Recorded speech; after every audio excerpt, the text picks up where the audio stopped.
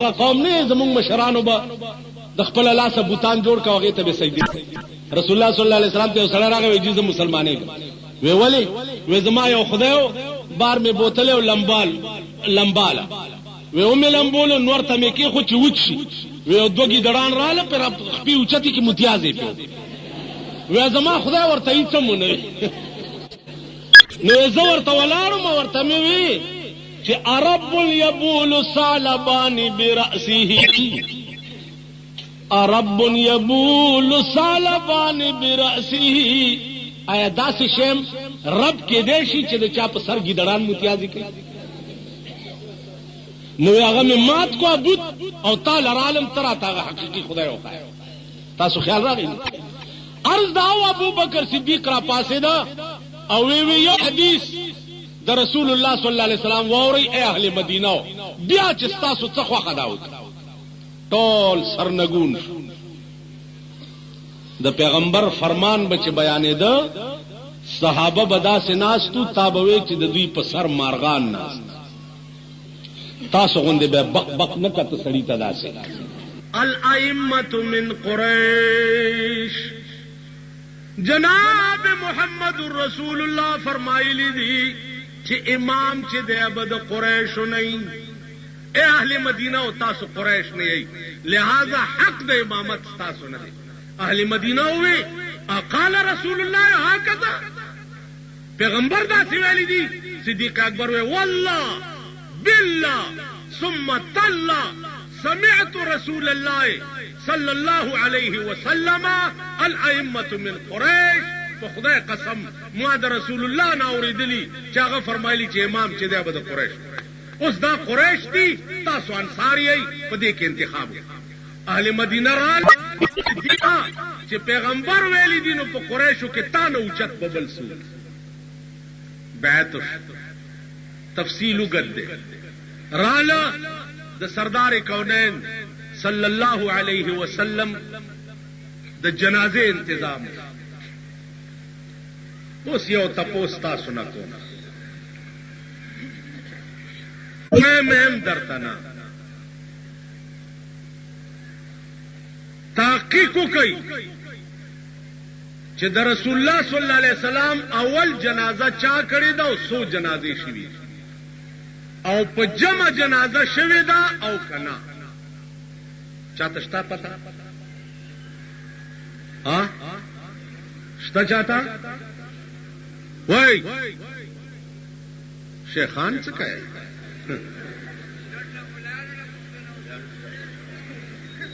ها نو تا چرته عمر تیر کړه ما مخلق دی او غاخ نشتا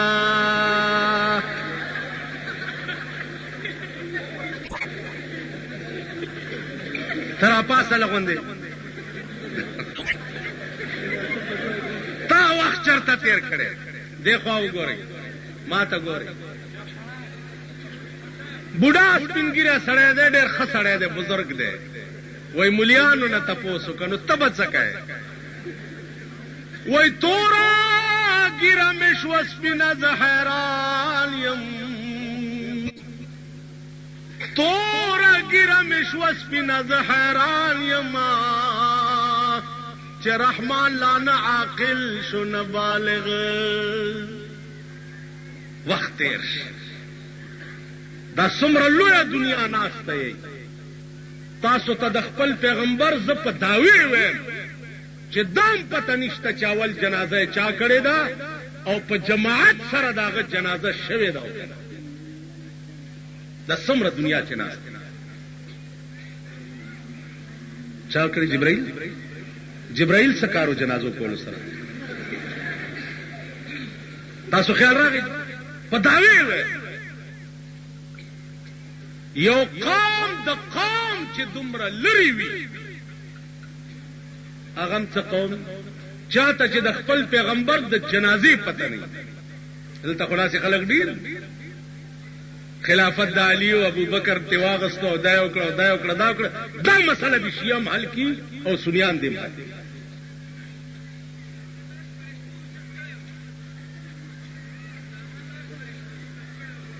کینه بچیا نه پوهیږي وکې دی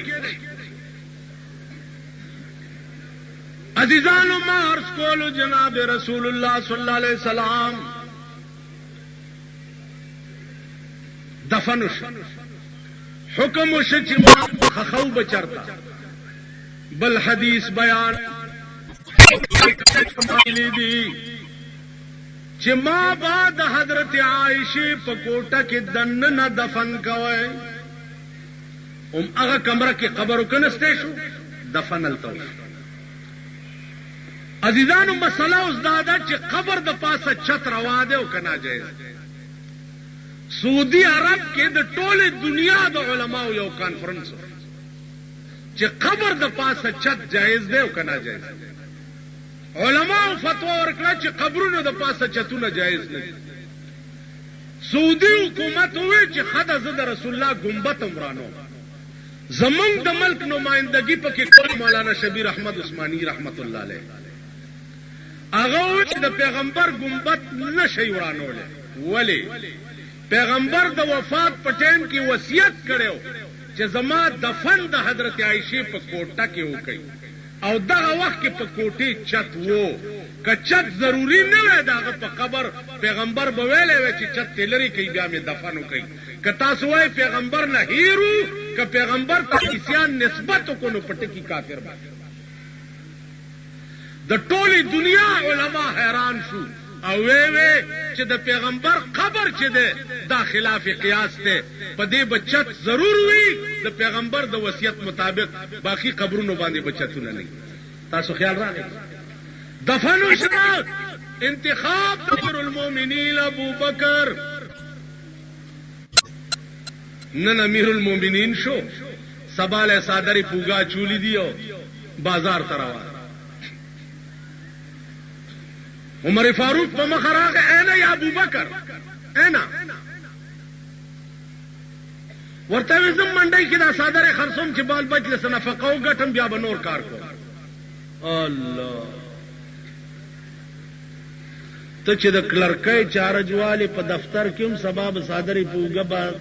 کوټ بازار تراوړي چې بابو صاحب او بکایڅو یا چانه د وزارت صاحب د غوشي حلف او وفاداری او اغسته وزیر به وګوري چرته چې صاحب صادری پوګا چوری او بازار تر روان دي الکه څکه وزیر صاحب وی دا صادره خرصوم بال بچ لنه او بکیدا څه ہاں جی یا بل والا وغیرہ وغیرہ دادا ابو بکر ایمان دے صادری پوګدی عمر فاروق ته وی دا خرصوم چې بال بچ لنه فقره وړم بیا به د سلطنت کار هغه ورته راځه دا وختم د سلطنت کار تورکا نفقه به د بیت المال نه جاری راغه بیت المال پاو اوړه دا ابو بکر صدیق امیر المؤمنین د فی کس په سر باندې پاو اوړه بده د کوړه د ورځې دي سمرت وختو تیرې دو یو اوخه ورکړه چې د دې پای بخپلمس کې ملما بم په پالي دو جوړې جامې ورکې چې دا یو خیرنیږي بل باج یو صادره ورکو چې دا به استعماله که وخت به وخت مرشي هم دا به د کفنم یو د لرګي لویا کاسا ورکړه چې دې کې بخپلم خوري او ملما ته بمراو باس دا سامان د بیت المال له صدیق اکبر ته ورکړې شه عزیزانو ما ته وګورئ سورځي چې تیرې شوې دا ابو بکر بیبي وای ابو بکر صدیق ته چې انار تمړ کیږي څه شيتا انار ورته ما سره خدای راستی کا فالتو پیسې شته چې تعالی انار راو او دا ستا په نامه چې کوم اوړه راځي دین لګ لګ بچکوا یو ته ورځي کې یو سیر جمع کا به خرڅ کم طالب په انار هغه ول ډېر اوس خزه تم ګور او میړه تم ګور زمون خزو تم ګور او مون تم ګور ایت مرکب په دغه خزو تا تبخ اوس خزه تا ته وی چې لګا نار راوړه او تو ورته وی چې ما سره پیسې نشته خدای راستی دومره منډه در کی چې راټینګې ده باندې دومره زپویم خپنه شي استاد وبدڅه مونږ مليانم په دې قهر اخته مليان رحمان بابا وای نوم داست د اخلم ځان توایم نوم داستا د بلا اخلم ځان توایم خپنه شي کمنوم واغستستا ځان مونږ زمونږ خزي څنګه زمونږ زامن څنګه زمونږ لونه څنګه او به ویلی شي د لور فرمایش کیږي د زوی فرمایش کیږي د خزي فرمایش کیږي رد به کړي تا خو ابوبکر داغه خزا لاړو یو وخت تیر شو اوس دینه بعد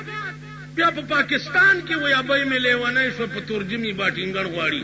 اوس دې ملک او تباغه خزه لټه لاړو وای نو غزنوی میں مزا رہا نو خم ہے زلف ایاز میں نو غزنوی میں تڑپ رہی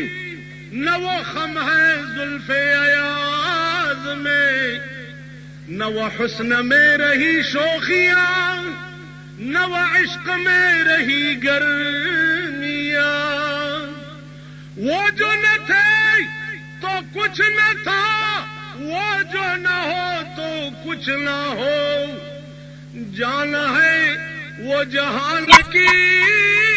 جان نہ ہو تو جان نہ ہو گل گئے گلشن گئے اچھے اچھے مر گئے کدو کریلے رہ گئے گل گئے گلشن گئے اچھے اچھے مر گئے للو بٹیرے رہ گئے منگا دا سیزن پاتی تا تدا پیغمبر جنازہ کرا ملیانو نا تپوس کوا اور شیب ملیان نا تپوس تبت سکے خبر کے بم ملیکو توے جو ورش ملا توے جو من ربو کا چاہتا ہوئی ملا پسی بم ملیکی را لے گی سمجھو کئی زمان دا ابو بکر بی بی اتو ورځې په نیمه خېټه روټۍ وخوړه سیر وړی جمع که امیر المؤمنین ته ورکړې چې جی دا خرڅ کوه مالا نار ویډر هغه وړی یوړه واپس بیت المال کې داخل هلته آډر وکړه چې دې نه بعد زما کور ته زما د بیبي په نوم نیم پاوډر رالیږه معلومیږي دا چا په نیمه خېټه هم ګزاره کولی شي کور ته راغی بیبي ورته انار دې رانه وړه وی بیبي خدای راستي هغه وړه مې د چابل اوږي خېټې دپاره وسپاره او تا دپاره مې آډر وکړو چې بیا نیم پاوډر رالیږئ معلومیږي دا چې زما خېټه هم خوراکونه دپاره نیم 2 سال 3 مہینے دا ابوبکر خلافت چې وفات کېده لورې ورته ناسته وه او دا شعر وی من لا يزال دمعه مقنعا من لا يزال دمعه مقنعا فإنه في مرة المدفوق اے پلارا ما د محمد رسول الله په وفات باندې خپلی اوخی په سر کې بند کړی وی جړل میں نا چې که خاوند وفات شو پلار می ژوندی دی استا په مرګ با زما د سر نه د اوخو سیلابونه روان شي پلار ورته بچیا ته ولې جاړې ژوندی دنیا کې بچا سره کېنې پام به دې غلط شي جاړم بزا چې داسې کور ته روان یم چې وړاندې مې لیدلی دی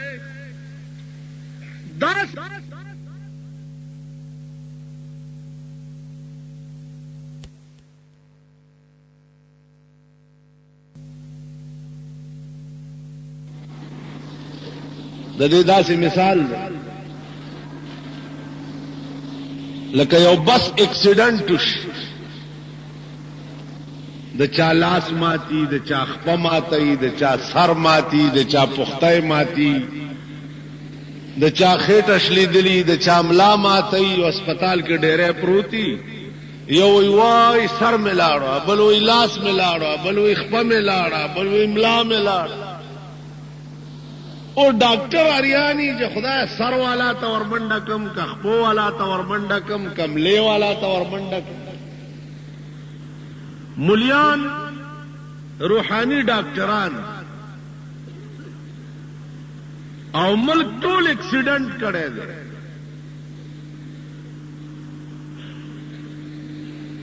څوک خزه نه خبر نه ده، څوک لور نه خبر نه ده، څوک زوی نه خبر نه ده،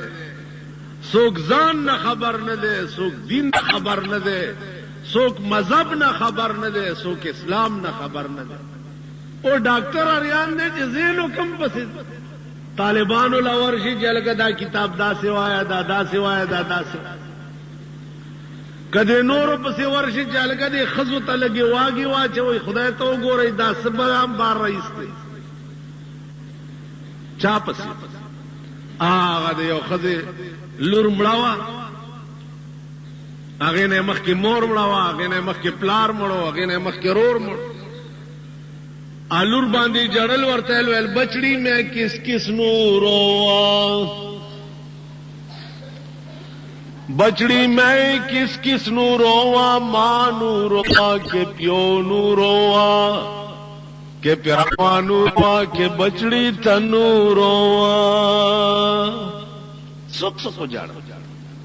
مور جاڑم، پلار جاڑم، رور جاڑم، کتاو. نو عرض میں داو چې د مجلس او د وخت تقاضا خو صرف علمی خبره طالبانو سره یو څوک ول هغه ما سحر عرض کړي. یو خبره پاتې و چې طالبګیرای سره او ملاتوب سره دا اهل دل و هم نشینی به ضروری وي.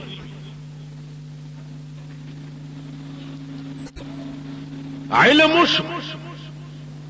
اوس علم د پاره به اهل دل لټه. اهل دل هغه خلق دی چې چاته درد وي پاندرون. مولانا وی گر تو سنگ خار مرمر شوی، گر تو سنگ خار مرمر شوی، چون بصاحب دل رسی گوہر شوی. ککان لوٹائے او صاحب دلو ته چې ورشي جوهر بدر نه جوړ. نیکان اولیاء الله